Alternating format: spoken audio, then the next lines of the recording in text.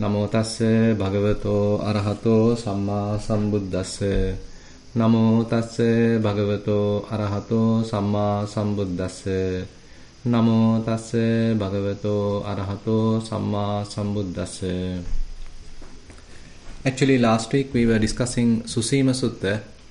One interesting incident was recorded there, where one wandering ascetic called Susima, coming to the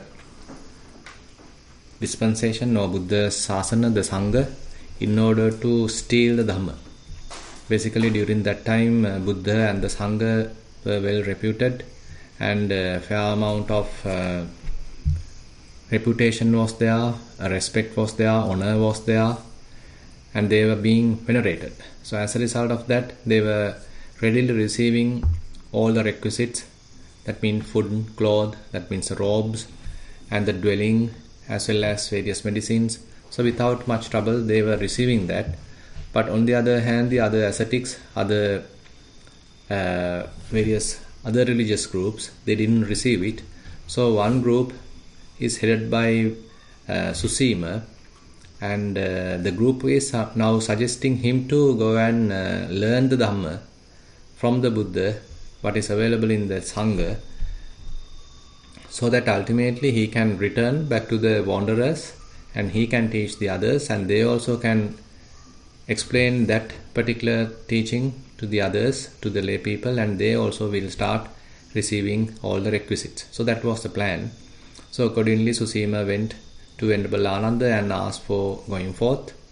And Venerable Ananda taken him to the Buddha. Buddha immediately asked Venerable Ananda to ordain him. So as we discussed last time, basically Buddha may know that Susima is coming for this sort of an ulterior motive, but at the same time he might have seen the potential available with this Susima. He has the potential to become an arahant. If he being given a kind of a probation, then it could be a little discouraging factor for him to get into the sasana. So anyway, immediately Buddha granted him the ordination. So he became a monk. And he is practicing, he is learning Dhamma so that he can learn it quickly and ultimately return to the wandering ascetics.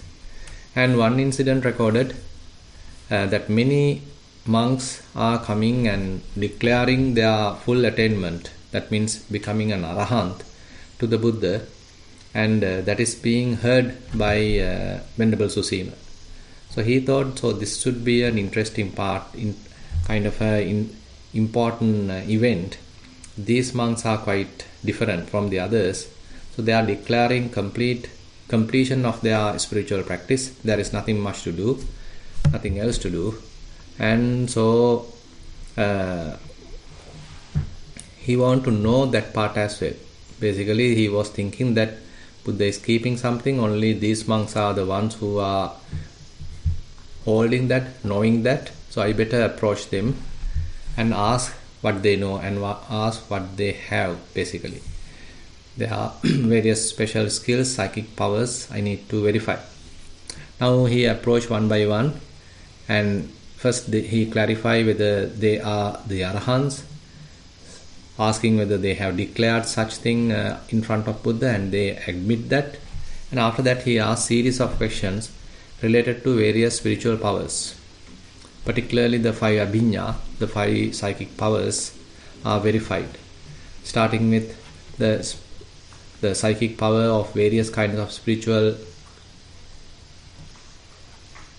say, skills, like being one can become many, being many, one can become one can penetrate through walls. So likewise, these are some interesting, and again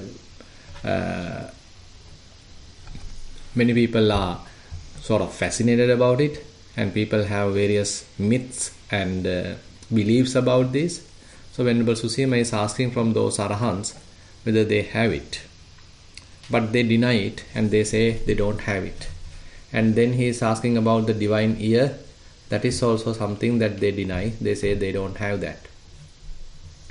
And then he is asking about the reading of others' minds. So various people are going through various kind of thoughts, a person with such a capacity can read his mind, whether he is going through a lustful thought, whether he is going through a hateful thought, or any kind of deluded thought, whether his mind is concentrated, whether his mind is distracted. So all that behavior of the mind, if one can know, so that is a special skill, an abhinya, and that is also asked from these venerables, but they deny that also. They say they don't have such. And then actually he asks about the knowing of the past abodes, so past lives, whether they can see their previous life, many previous lives, many hundreds of thousands of previous lives, and they say they also don't have that. Pubbhe nivasanussati jnana, that is also not something they have. And then they ask, then Venerable Susima asks about the divine eye. That means according to the karma, getting birth at various places, at various births, whether they know such ability, how people are getting birth according to their achievements, according to their karmic collection. So they say that they don't have such either. And then, so after asking all these particular five psychic powers or abhinya, now he simply asks about the arupa jhana. More than rupa jhana, arupa jhana has some special capacity. That is where the mind becomes fully open, and there is no any kind of impediment of the rupa or friction of the rupa, friction of the matter. Rather, the mind becomes utterly formless, and it's a kind of a peaceful deliverance. So Venerable Susima asks whether they have such kind of a very powerful peaceful deliverance that transcends forms. It's beyond forms. It can penetrate forms, and then they answer that they don't have either that.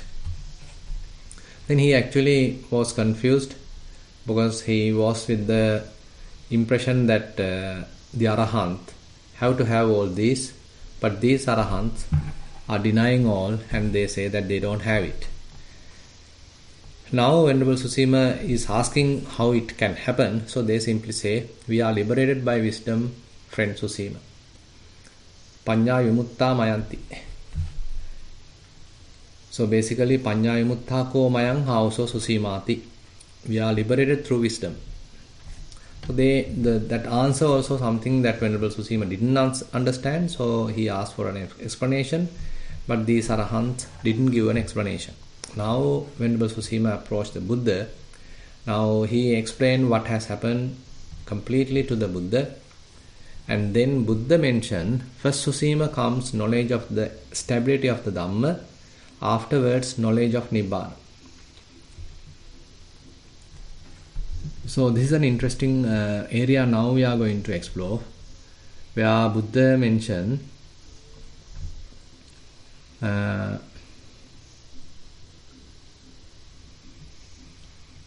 Pubbeko Susima Dhammattiti Jnanam Paccha Nibbane Jnanam. Pubbeko Susima Dhammattiti Jnanam Paccha Nibbane Jnanam. So first of all, the establishment of the established within the Dhamma, within the knowledge happens. Afterwards, the knowledge of Nibbana going to happen. So what is Dhammattiti Jnana? So this establishment of first comes the proper knowledge, proper establishment, proper stability in the Dhamma, in the teaching of the Buddha. So how it going to happen? So that is what now Buddha explained to Venerable Susima, because Venerable Susima asked an explanation that he didn't understand the Buddha's this short answer, so he is asking a kind of an explanation. Now Buddha start asking various questions from Venerable Susima. So there we can see Venerable Susima properly answer those questions. And those questions are fairly related to the practice, not mere dogmatic or not mere philosophical questions. So certain questions are not that difficult to answer. Even by reading a book, one can simply say this is the answer. But that is not the case here. So Buddha's question is related to some form of experiential knowledge. In this particular sutta, actually, when Susima is answering correctly, Buddha didn't question him whether he properly seen it or whether he properly realized it through his own knowledge or whether he is answering these things out of mere superficial knowledge. He didn't ask such kind of a question. But there are other suttas like Mahatanha Sankhya Sutta in the Majjhima Nikaya. So when bhikkhus are answering properly, Buddha cross-question those monks to verify whether they are answering with the proper understanding. They are answering with some practical knowledge, not merely because out of faith of the Buddha or just mere reading the teachings. And the monks are answering that their answer is based on their own proper knowledge, practical knowledge, experiential knowledge. So that is what it is important. Not that one can read the books and then answer these questions. That is not the point. Rather, one has seen it. One has practiced it. And accordingly, one is answering.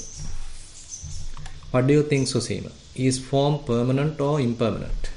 Impermanent, Venerable Sir. So what is the form? So we can, from the superficial level, one can say this is the body. So body, whether the body is permanent or impermanent. So everybody can say, okay, I was born such years ago and now it is going through certain amount of changes.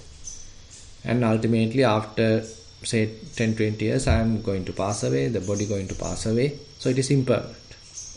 So that is still a kind of a superficial knowledge, not a thorough, deeper understanding.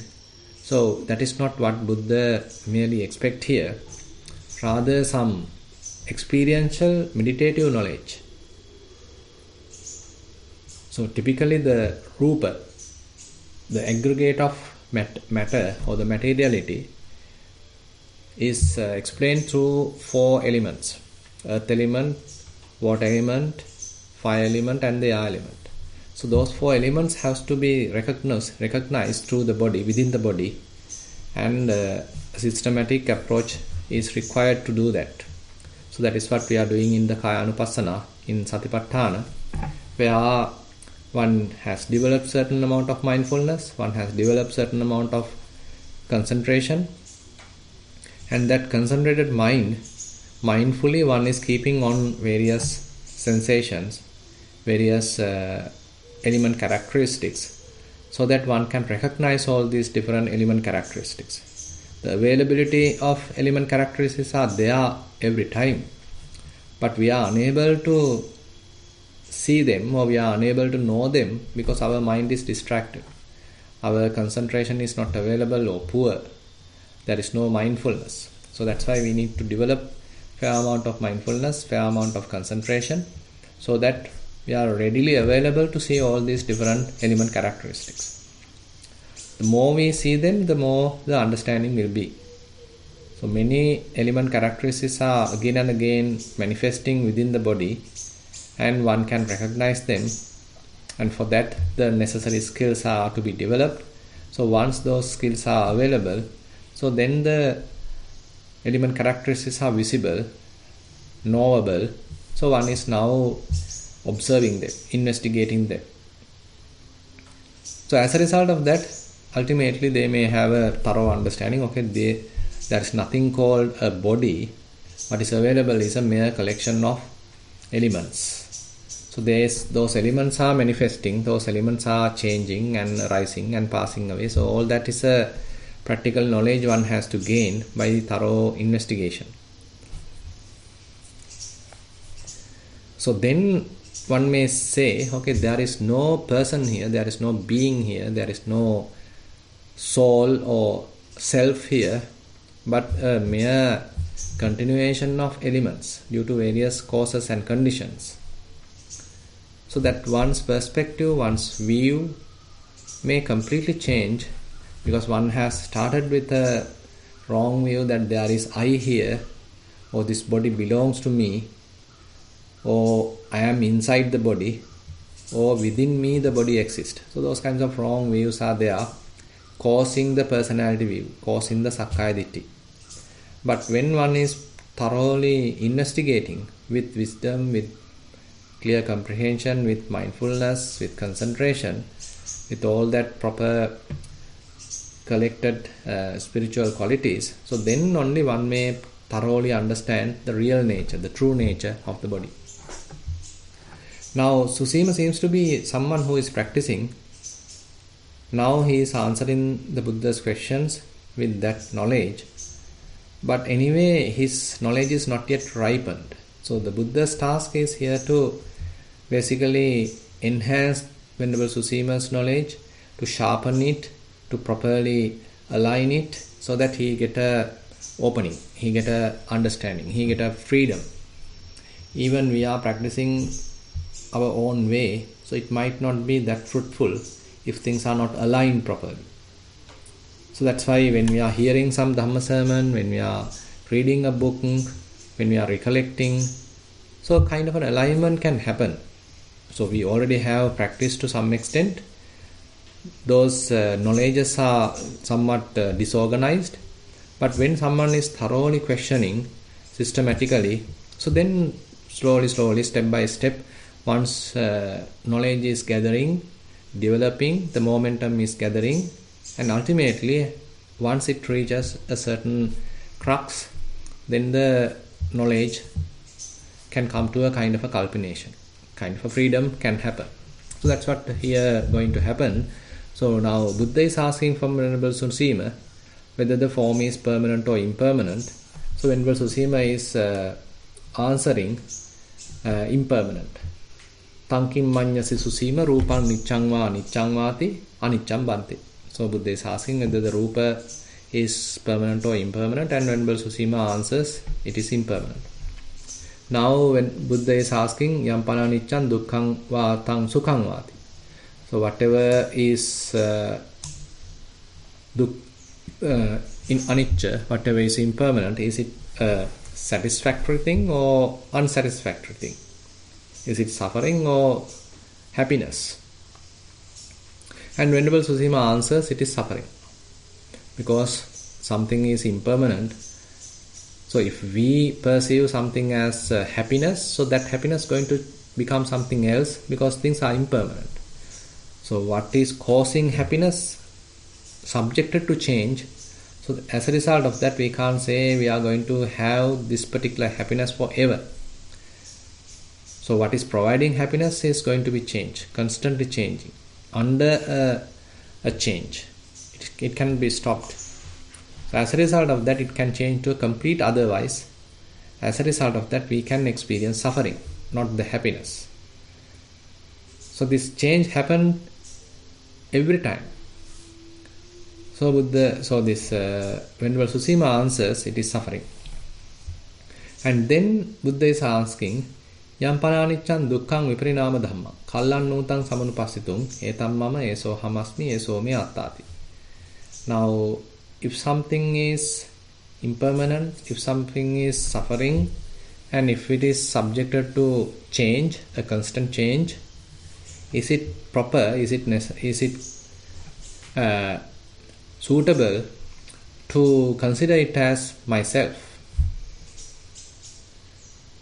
This is mine, this I am, this is myself. Is it suitable to regard like this, that? Then Venerable Susima answers no. So basically, if something belongs to me, then I should be able to govern it. I should be able to control it. I should be able to keep it as I like. But the problem is, whatever that phenomena is in a constant change and beyond my control, then how can I say it is belonging to me? Now if when we are saying a car is my car, so that indicates certain amount of controllability. Whenever necessary, I can take my car, I can go to any place. If I want to change the color, I can change it. If I want to change the, say, tires, I can do that. If I want to sell it, I can sell that because it belongs to me. I can have certain amount of power on that. I have the controllability on that. So this body belongs to me. then I should be able to control it, I should be able to change it. And without my permission, there can't be any illnesses. But that is not the case. Even though I don't like, illnesses are coming. Even though I don't like, the decaying happens, the aging happens, getting sick time to time. So all these things indicate that this body does not belong to me. But that even that knowledge is not enough. So that is being recognized thoroughly through the wisdom, through the meditation. So that is where what we call the elements meditation is very important, where one is keeping attention, concentration. So that will reveal how quickly these things are arising and passing away, how transient all these elements are. So then one will get a thorough understanding. One will get a deeper understanding about this impermanence, about the suffering and the non-governability. So the non-self. So Venerable Susima is now answering properly to the Buddha that form aggregate is impermanent, it is unsatisfactory and non-self. Similarly, Buddha is asking about the feelings. Is feeling permanent or impermanent? So that's what we are trying to learn, we are trying to investigate through Vedananupassana. So we are keeping mindfulness, concentration onto various feelings, and when we are investigating them, so they also become sort of vulnerable, arising and passing away. So that is how we thoroughly understand the proper nature, the true nature of feelings. So at the beginning that also could be difficult because we don't have very sharp mindfulness, we don't have very sharp concentration. As a result of that, sometimes we can't see the true nature of feelings. So the first level understanding may be very say gross kind of an understanding. We might think, okay, a certain feeling arisen, it lasted for 5 minutes and then it disappeared. But later when our mindfulness sharpen, concentration sharpen, then only we can say, okay, even though they appear like a single pain, it is not so. There are many small painful feelings are there. Collectively we call it a pain, but it's a series of or collection of little minute feelings. So that type of an understanding is kind of an eye-opening because it's a thorough knowledge of arising and passing away. All these little feelings, minute feelings, quickly arise and pass away. So they don't last even a moment. So when one sees that, so it's a kind of a striking event. So one may simply say, alas, this completely impermanent. So it is suffering and it is non-self. Because none of these feelings are governable. So we can't invite a pleasurable feeling. We can't request a pleasurable feeling to last for a long time. But they are changing according to their causes and conditions. Now that is related to the feelings. And then Buddha asks about the perceptions. So various signs are there, various marks are there. So through the eyes we see, through the ears we hear, through the nose we recognize, through the tongue we recognize, through the body we cognize or feel, and through the mind we cognize. So in order to do all these activities, we are using certain amount of nimittas, we are using certain amount of marks, signs. Actually those are the ones we know. It is not that we know through the senses very comprehensive existence of something, rather we simply gather these little marks. But internally, once we gather these little marks, little signs, we do some internal manipulation and accordingly we decide, okay, this is what I have seen. Say for example, I am seeing a particular flower. So that simply has a shape, that simply has a color. So that is, once it is taken inside, that is being properly sort of manipulated within the mind. within the brain. So as a result of that, I can say, okay, this is a rose flower, this is a lotus flower. So likewise, we give a name and all that stored information is there. So we do a comparison. So many processes are going on. But in the primary level, what happened at the senses or sensory level is a very fundamental or very immature level of gathering some sense data. So they are actually the marks, they are actually the signs. Based upon those signs and marks, we do a recognition, and that recognition can happen for some time, and then we can perceive. So all those signs, all those marks, all those perceptions are impermanent. So this is something that we may inquire during Chittanupassana and Dhammanupassana, because in order to do such kind of a very thorough investigation, one has to have mindfulness as well as clear comprehension.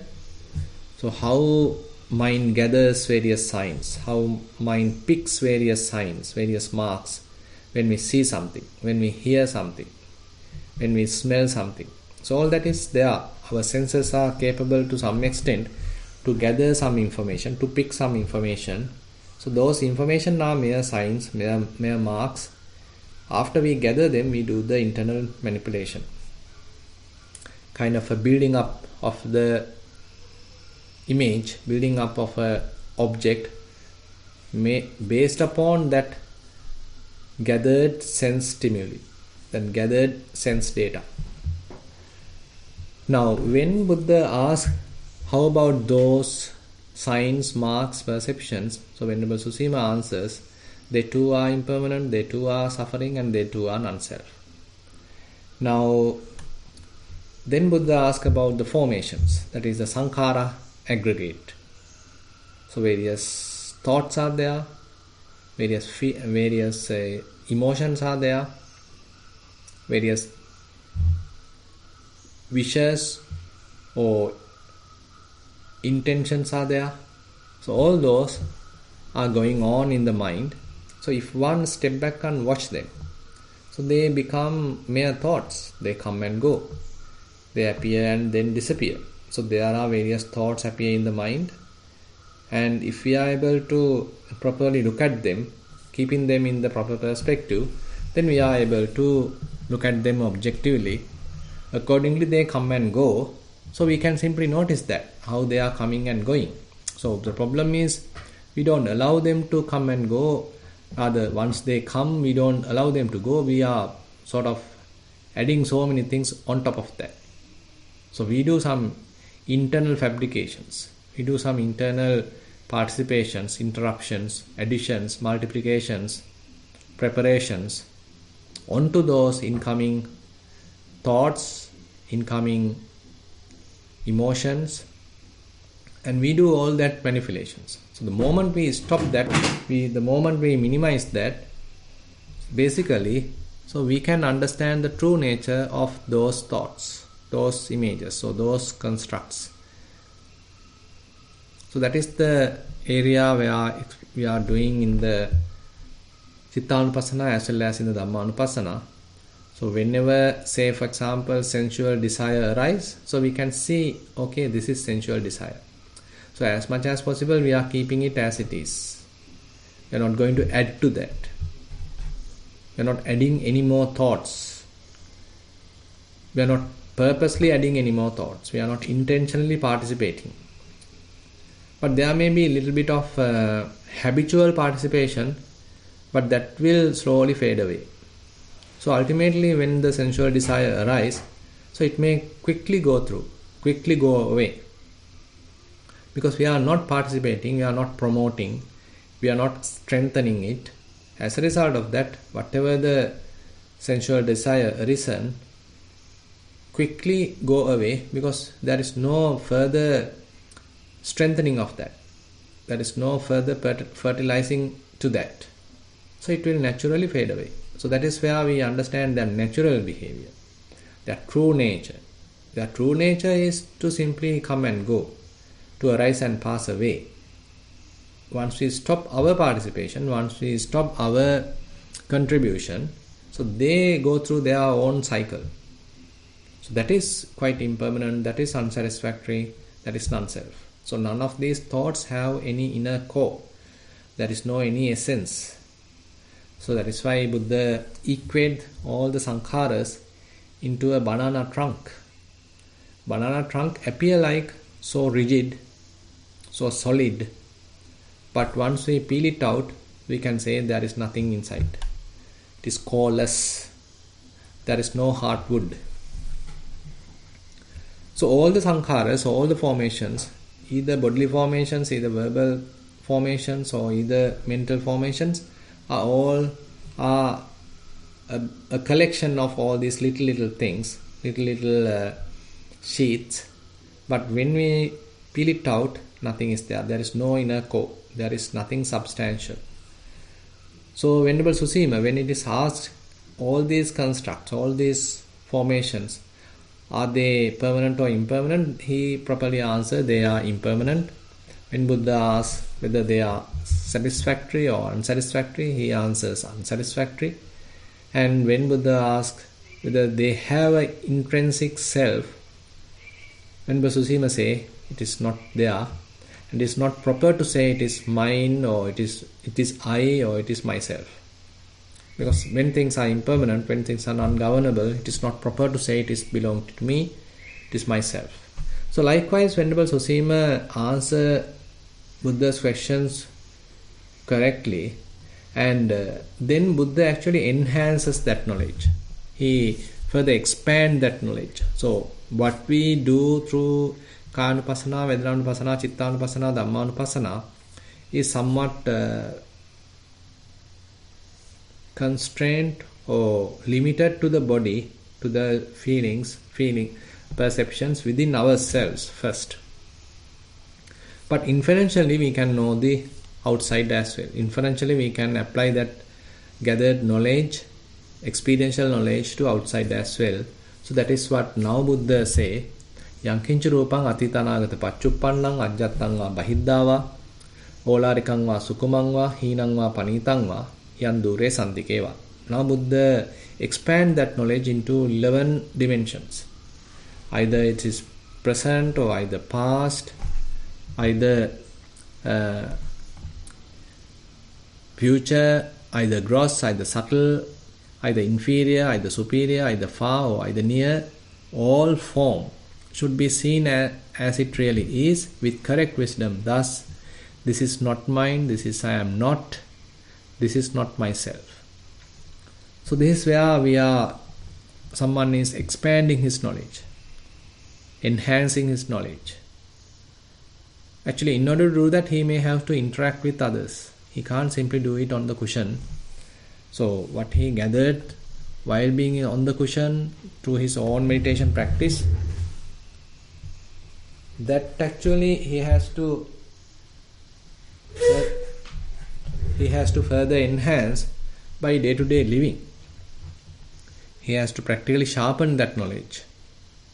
So that is also important. That's why ajjatta and bahiddha are included, internal and external. So even though we practice alone at a secluded place, it doesn't mean that we are continuously there. Rather, whatever we have gathered, whatever we have learned, all those insights, we have to sharpen by some amount of interaction with the others, by some amount of involvement with the other activities. So we have to bring that knowledge, we have to bring that practice into our lives.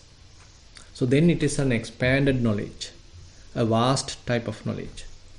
So Buddha does that also. So basically to the forms, feelings, perceptions, formations and consciousness, now Buddha does that expansion and thoroughly explained Venerable Susima all that is in the present, past, future, internal, external, gross, subtle, inferior, superior, far, near, all are not mine, this I am not, this is not myself.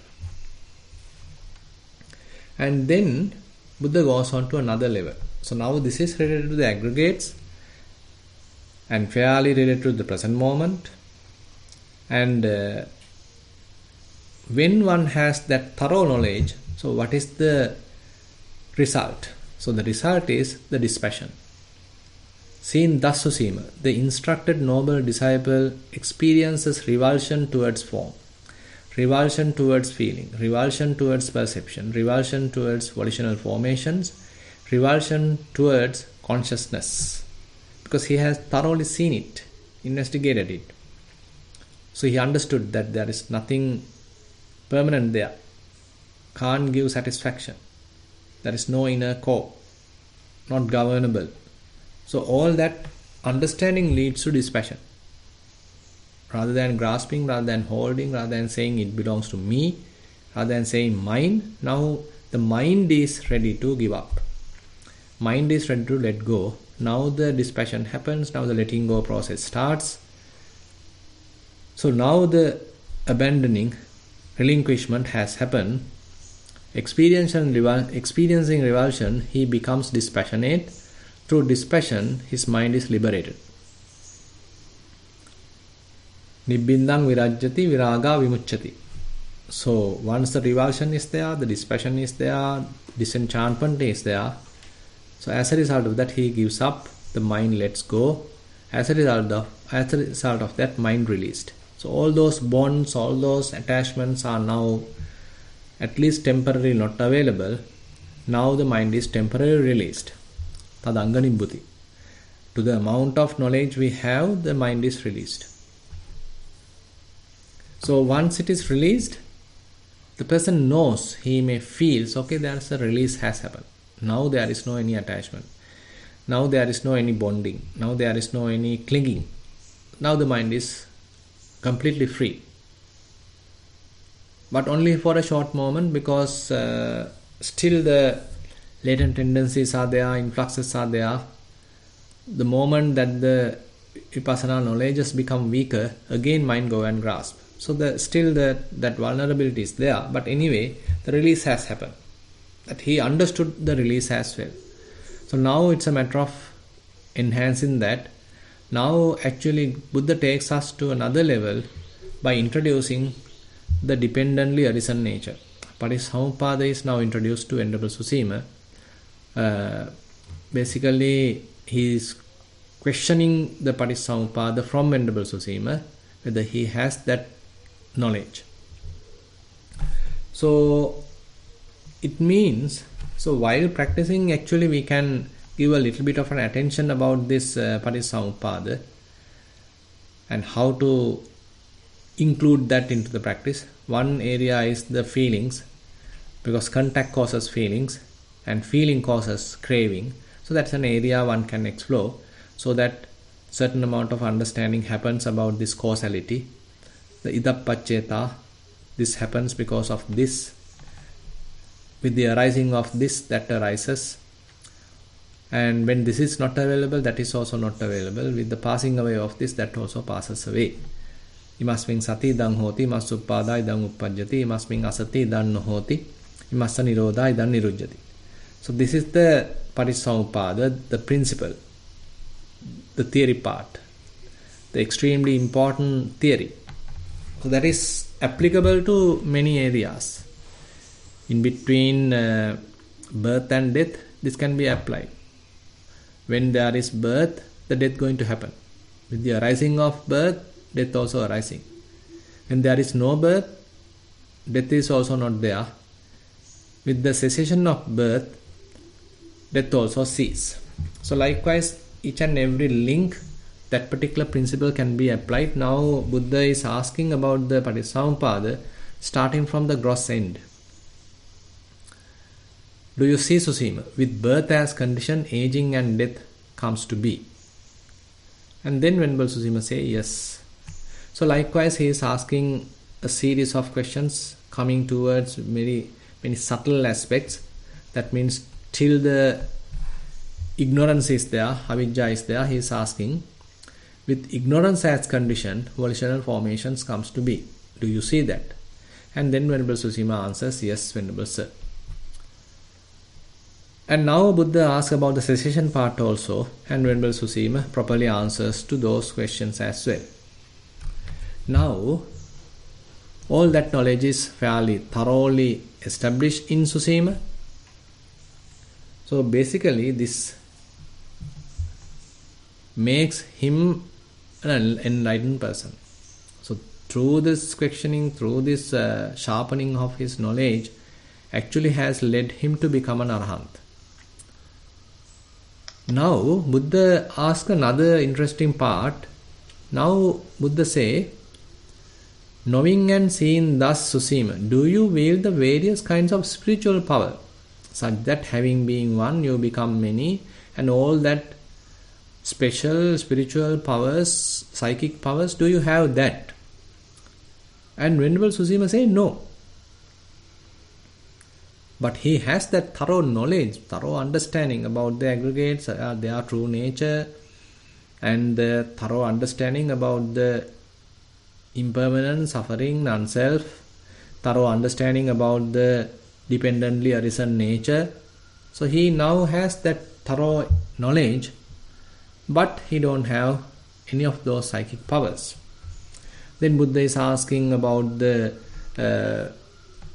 what we see this Dibba Sota, that means divine ear. Then Venerable Susima say that he don't have that. Then Buddha is asking about reading others' minds, and Venerable Susima say that he can't do that. And Buddha is asking about the recollection of your past lives, and Venerable Susima say that he can't do that. And Buddha is asking about the divine eye, whether he can see the others, how they are coming to birth, how they are passing away, according to their karma. And Venerable Susima say, I can't do that. I don't have that. Now again Buddha is asking whether he has these formless attainments. And Venerable Susima say that he don't have that either. But he has fully liberated. That's an interesting point. Now Buddha is, that the question Susima had, now Buddha is actually turning to himself. Buddha is now asking, how now Susima, this answer and the non-attainment of those states, how could this be Susima? Now Susima understand, okay, that is not necessary. So all those psychic powers, all those abhinya are not a must. All those arupa jhanas are not a must. But one's mind is fully liberated through wisdom. So he understood the point because he himself has went through a transformation.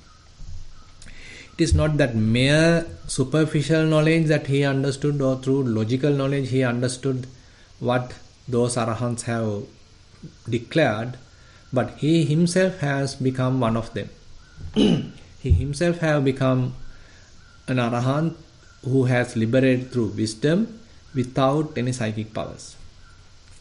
Now, after he became an arahant, he actually pardoned the Buddha. Basically asked for forgiveness, because he understood Buddha knew everything. He had made a strong mistake coming to the Buddha Sasana to steal the Dhamma. So if nothing is hidden, there is no secret, Buddha know everything. Now this Susima himself is an arahant. Now Susima prostrate in front of the Buddha.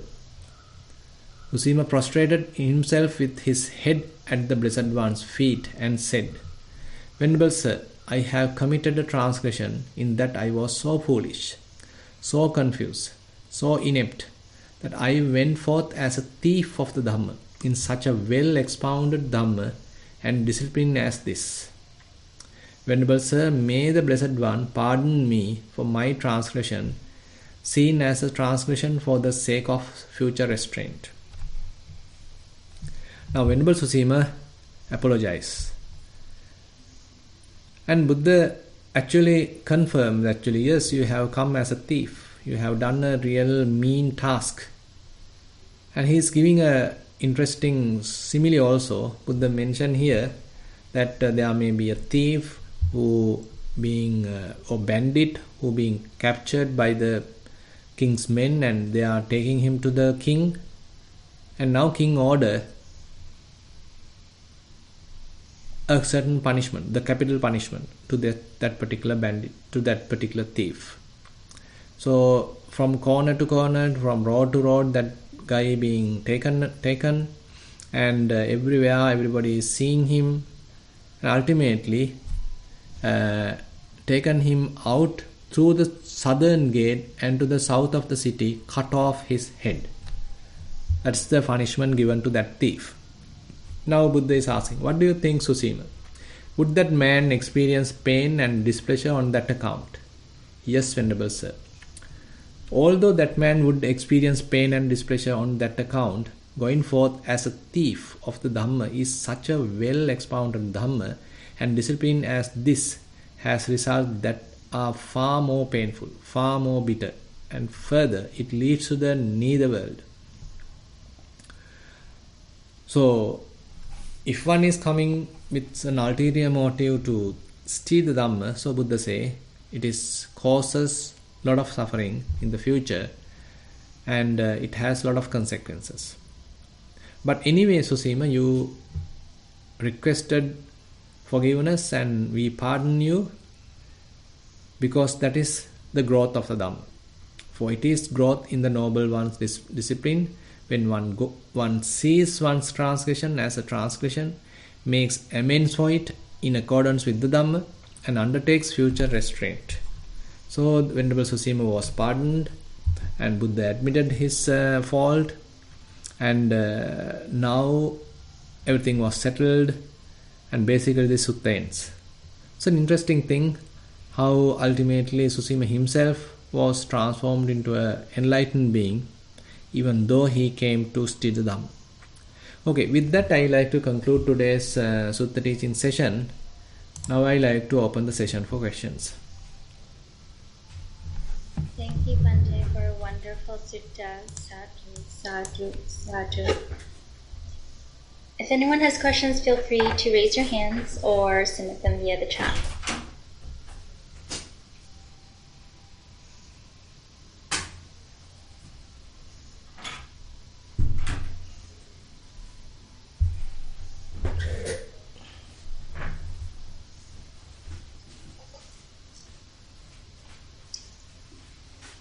Veronica, feel free to unmute. Yes? Bhante, I'm listening your Dhamma talk, and even last Sunday I listened to the same thing in Sinhala. I'm wondering now, if somebody wants to see the either Pachetavaya or the causation of suffering, we have to start with the simple equation of what we can feel it, isn't it, Bhante? Yeah, there are many places one can tackle it. So we can't say exactly at this particular point you need to start. There are many places one can start with. So one place I just highlighted, so that is the feelings, how feelings are happening due to contact. And then there may be another level, how desire happens due to feelings. So likewise, one can explore many places to recognize the principle. Actually, the principle is the important thing, how one causes another condition, or rather, how one conditions another result. This causes that, something but like that. Sorry, the thing is, when the gross level, we only can feel the happiness or sadness. So, to go behind that, are we using the Chintamanyana on knowledge what we have, or how are we going to enhance it? enhance it, how to discover that. Yeah. So that is basically point, because we are feeling happy. That is what we feel, and this feeling of happiness is happened because of this incident, and this incident,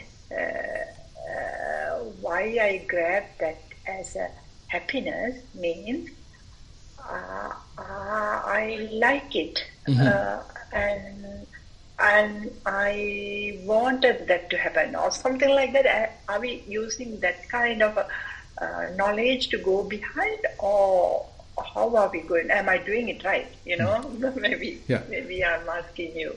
Yeah. So basically, I mean, simple, say, knowledge based on the rationalizing or the logical thinking is not enough.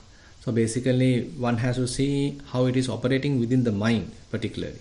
So that is why when one has thorough understanding about the five aggregates and say the arising and passing away nature, it leads to certain amount of release in the mind, non-association of the things, the complete, the mind which is temporarily experiencing certain amount of freedom. So at that level, Buddha introduces the so-called Hidappaccheta, so that one can have the proper capacity to look at it properly. Now say for example, when mind is free from any kind of an attachment, how again the attachment happens. So we can explore the whole situation within our mind, because one has experienced the complete release, at least for temporary time, a short period. But again the attachment happens, again a desire happens. So what has caused this desire? So then probably you can look back and say, okay, there is a little kind of happy feeling. So this happy feeling has requested, it is generating certain kind of an inner urge, kind of an inner desire. So this is the happy feeling is the cause. So likewise, say if there is a pain, so I have a desire to get rid of that. So that desire is based upon that painful feeling, the vibhava tanha. So likewise, so these different kinds of craving are based upon the different kinds of feelings. Or else, say if you are practicing Chittanupassana, probably you can see how the ignorant time, we do a lot of thinking, a lot of fabrications, a lot of formations. But the moment we have fair amount of understanding, so the manipulations, those fabrications become fairly reduced. That means even the abhijja paccaya sankhara, sankhara paccaya vijnana, even that area one is little, slowly one can explore, because one is experiencing the released state of mind. Because when certain amount of knowledge, understanding is there, mind get released. But when the understanding is not there, again mind do a lot of proliferations. So the understanding of such knowledge is kind of an eye-opening, where you are actually exploring at different links. It is not that one link that we always have to touch, but many links are there. One can explore in this series, avijja paccaya sankhara, sankhara paccaya vijnana, vijnana paccaya namarupa, namarupa paccaya salayatanam. So we have different links, one causes another, and actually, as you said, certain amount of logical thinking is good, but that logical thinking has to be properly reinforced by the experiential knowledge.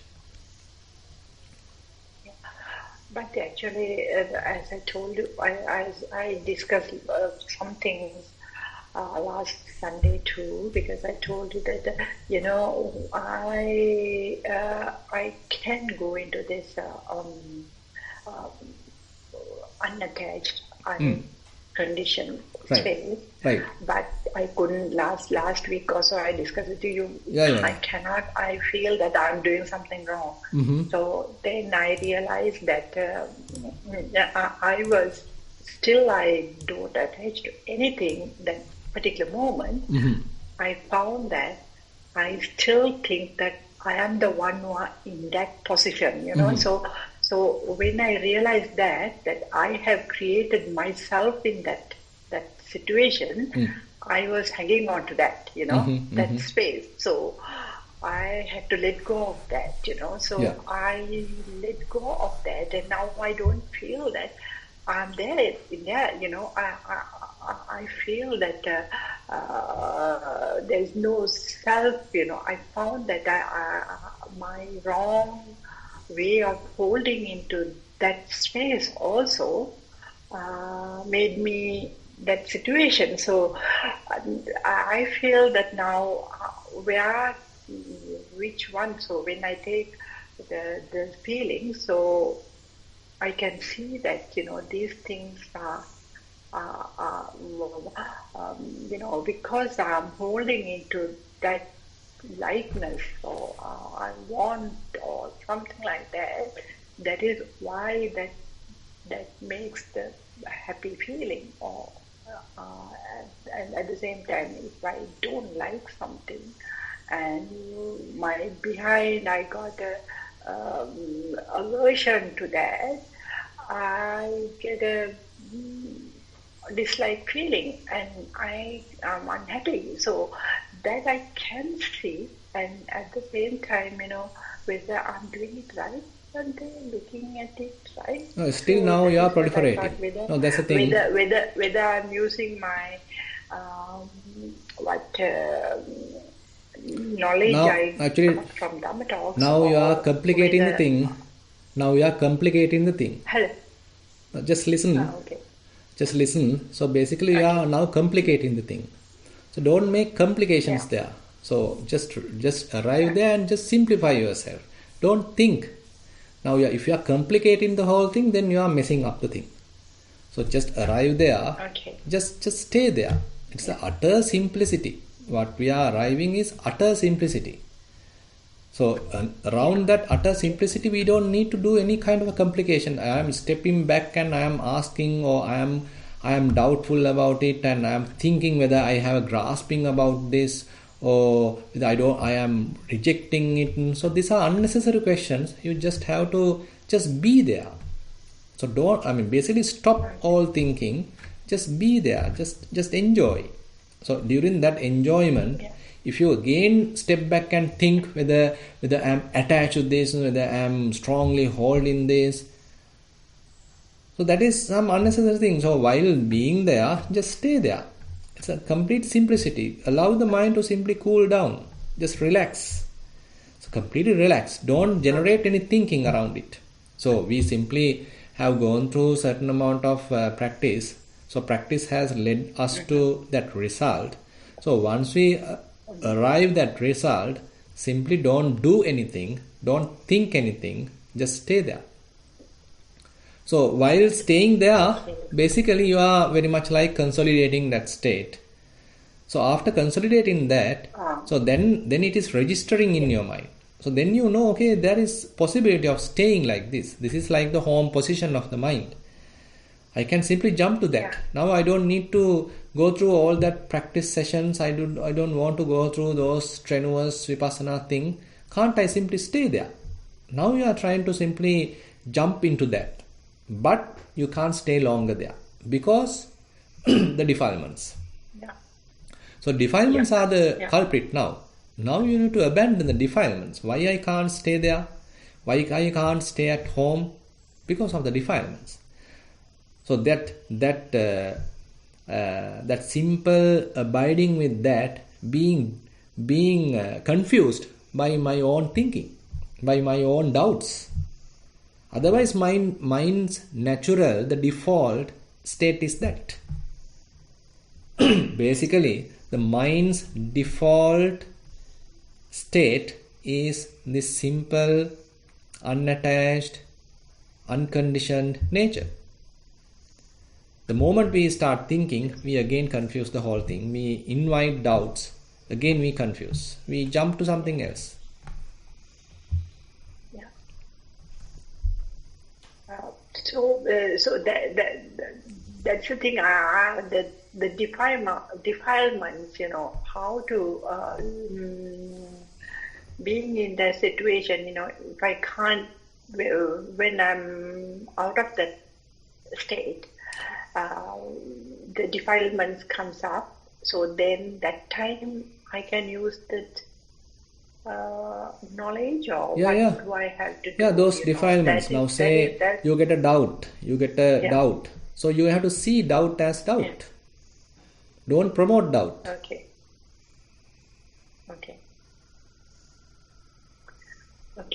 Yeah. So when the thoughts are there, doubts are there, skeptical doubts are there, many doubts are there, but they are merely doubts.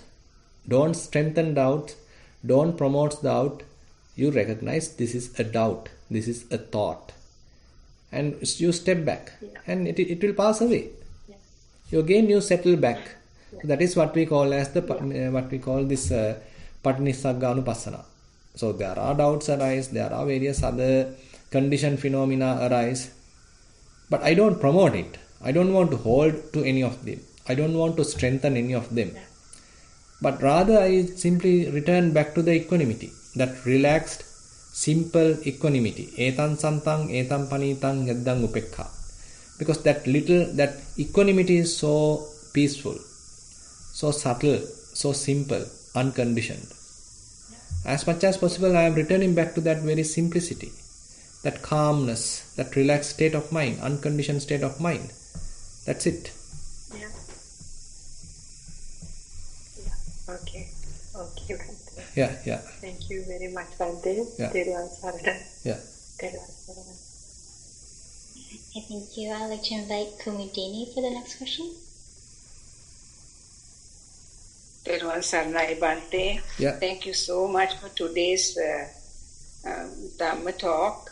It was so moving for me. I actually felt in my body like I was having, the feelings of, what is it called? Like when you get the first jhana, what is it called?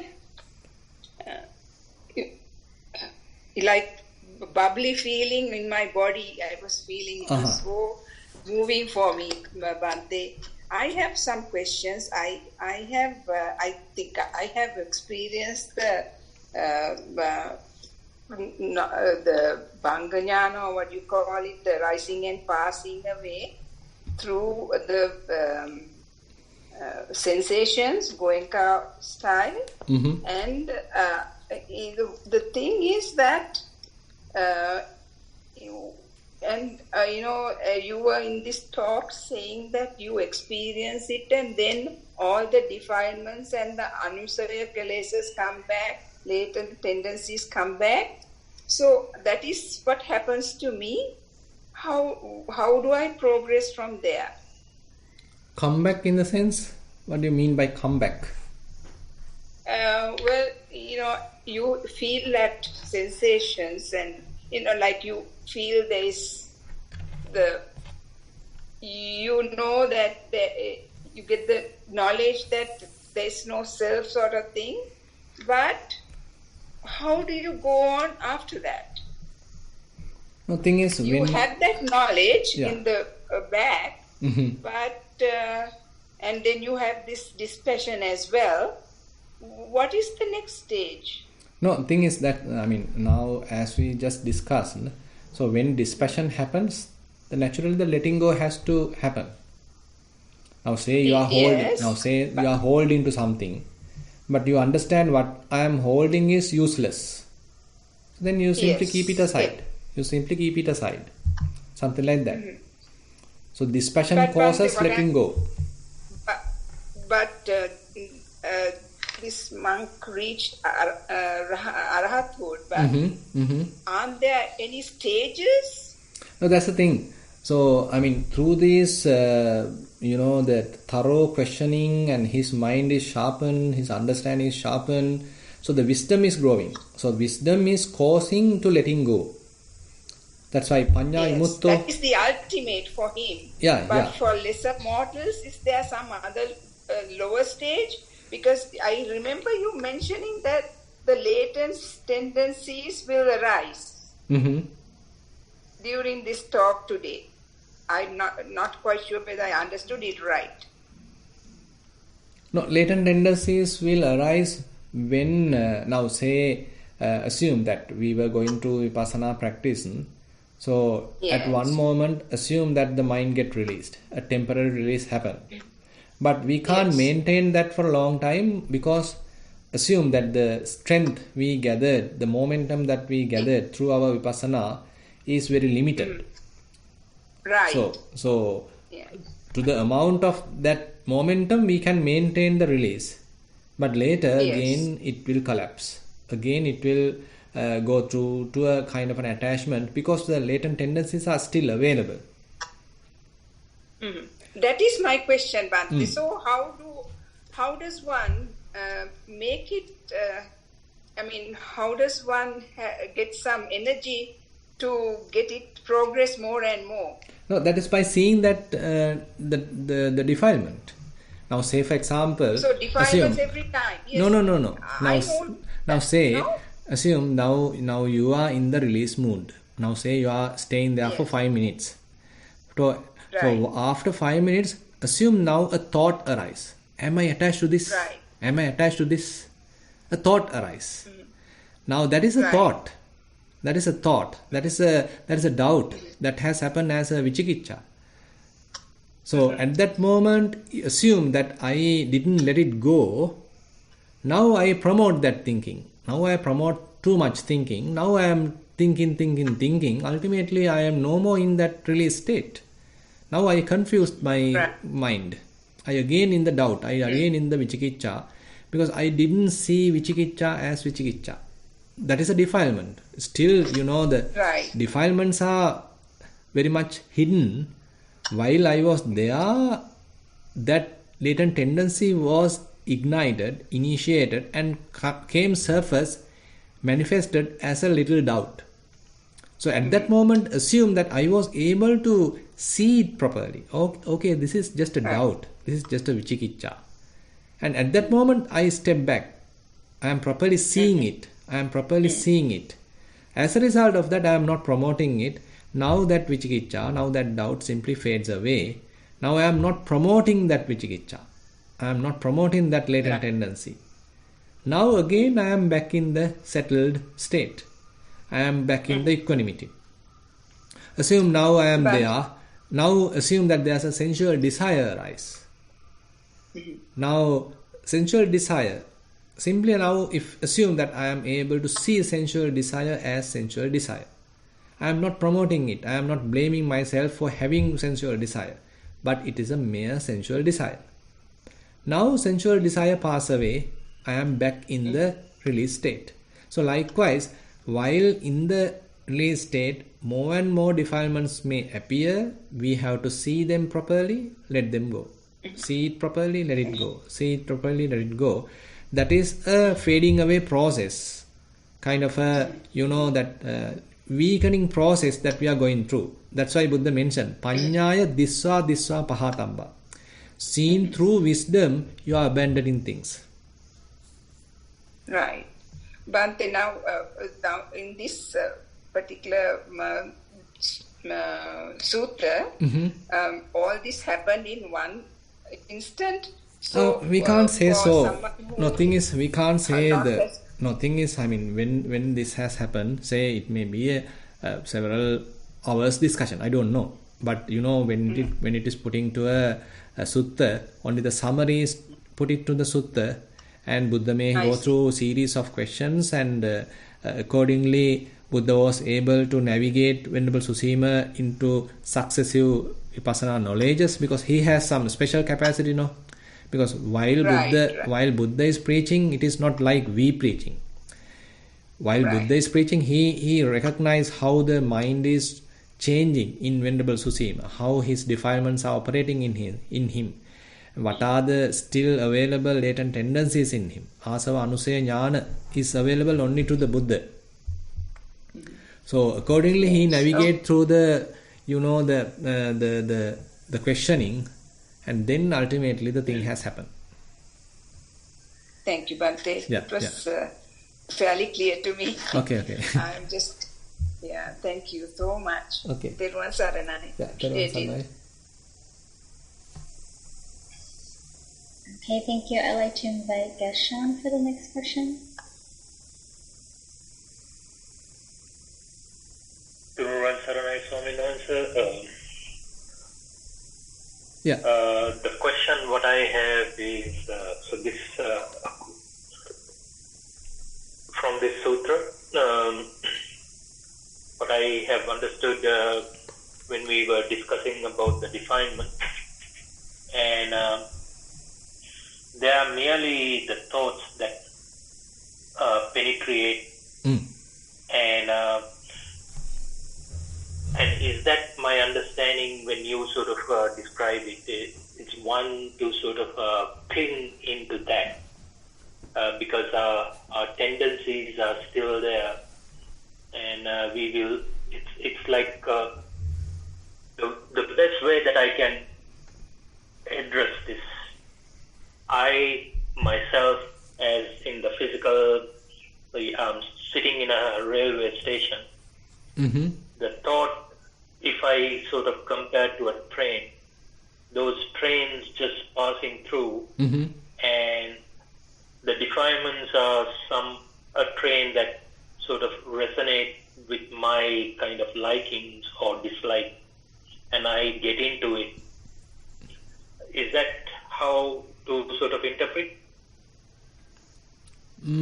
Yeah, we can say so. Because if we promote thinking, it becomes a train of thoughts. But Yes. Otherwise, it becomes a very short train, just a tram car. Exactly, yes. Right. And so there are times, if that's the condition or case, like I think it is much easier for me to explain in such way. And I have seen that I am sitting in the train station where the trains are passing, but there are times I know I have got into a train and then ride for a while, and then to realize, prapanchayaka innawa, or I am in this type of craziness. And the moment I sort of realize it, I come out like there is no transition, it's just instantaneous. You basically come out, and then you feel that I think in some other time I have talked about that I had this constant high pitch that I hear, and then it starts appearing again. When I am inside the train, I don't hear the high pitch as well. Exactly. So it's a phenomenon I thought I have experienced, and I thought I should share, and I think I have a better understanding of this phenomenon. So when you are in the train, so basically that means you are deluded. So basically mind has lost its silence. Inner silence is lost, inner silence being disturbed, because you are in the train, you are in the train of thoughts, you are thinking basically, you have subjected to thinking. Exactly, yes. You are subjected to thinking, so no more silence is available. But the moment you are coming out of the train and allow the train to pass away, now the emptiness is there. Now you can see the sky, you can penetrate, you can see through, the vast sky is available. Now you experience the silence. Yes, exactly how I have sort of seen it. And now the question, I think the two sisters also asked how to sort of expand that, and is it through the practice, the wisdom, the practice, basically. That's why realizing. Okay. Now the thing is, through the practice we get a very short release. But through the practice again we are expanding that release. Okay, first I have the capacity to stay 1 minute, then I have the capacity to stay 2 minutes, I have the capacity to stay 5 minutes, 10 minutes, 20 minutes, so like that. So now assume that we get released and I am there without getting deluded by thoughts. The problem is the thoughts mostly, because now we are navigated to the mental sphere. So thoughts are the intruders. They sometimes penetrate. Some simply go behind. They simply very much like very feeble, very weak. They appear like background thoughts. But certain ones, they penetrate, they disturb. the more we have wisdom, we are able to even avoid that penetration. So all become very much like background thoughts. So ultimately we have the a profound freedom, a pure freedom. There are no thoughts at all. A complete freedom is there. So likewise we are very much like stabilizing, consolidating. But interesting part is not that. We now need to jump to that freedom. Without going through the vipassana, that exercise, how can I simply jump to that? But you can't jump that unless it is properly registered. You have to properly recognize that state, then only you can jump to that. Once you jump to that, unfortunately you can't maintain, because you don't have the momentum. You don't have that the knowledge momentum you acquired through that systematic training. You can't maintain that. Why? Because of the defilements. That is an area you become vulnerable. Now you are in the war field, war front. Now you have to start the battle. Now you are not going through the training, but you are directly while on the battle, you are training yourself. Now you have to see all the defilements, how they are operating, how they are coming, and how you are properly addressing them. You are properly answering. So slowly, your weapons are sharpened. Your insight knowledges are sharpened through those daily activities, through those, day-to-day things. Now, even without going through thorough vipassana practice, you can stay in that release state, say 5 minutes, say 10 minutes, say 20 minutes. So likewise, so we have to somewhat sharpen our insight knowledges. We have to enhance our insight knowledges even outside the meditation sessions.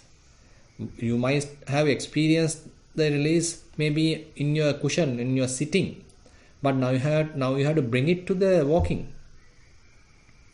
So while walking also, how can I maintain that release state? While I see things, while I hear things, while I smell, taste, all these things, still mind stays unattached. Still mind stays unentangled. That is the area now we need to very much like practice. Yes, thank you, Bhante. I think I understand, and I think probably more practice will get to this destination. Correct. I'm seeking for. Yeah. Thank you so much. Yeah. Nissarana. Yeah, Thero and Sanai.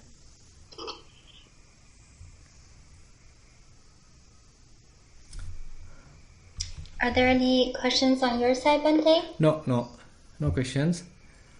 Okay, then we can wind up the session since there are no questions. So today also we are able to learn from Buddha's teaching, and we are able to strengthen our practice.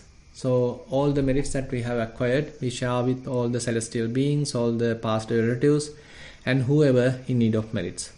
And we wish these merits help us also to attain path fruition nibbana. We'll recite the traditional verses. Ettavata hehi sambatang punya sampadang sabbe deva anumodantu sabba sampatti siddhya. Ettavata hehi sambatang punya sampadang sabbe bhuta anumodantu sabba sampatti siddhya. Ettavata hehi sambatang punya sampadang sabbe satta anumodantu sabba sampatti siddhya. Akasattha ca bummatta deva naga mahiddika punyantang anumoditva chirang rakkhantu sasanang. Akasattha ca bummatta deva naga mahiddika punyantang anumoditva chirang rakkhantu desanang. Akasattha ca bummatta deva naga mahiddika punyantang anumoditva chirang rakkhantu mamparang. Idang vo ñātīnaṃ hotu sukitā hontu ñātayo. Idang vo ñātīnaṃ hotu sukitā hontu ñātayo. Idang vo ñātīnaṃ hotu sukitā hontu ñātayo. Imina punya kammena māme bāla samāgamo satang samāgamo hotu yāva nibbāna pattiya. Imina punya kammena māme bāla samāgamo satang samāgamo hotu yāva nibbāna pattiya. ඉමිනා පුඤ්ඤ කම්මේන මාමේ බාල සමාගමෝ සතං සමාගමෝ හෝතු යාව නිබ්බාන පත්තියා සාදු සාදු සාදු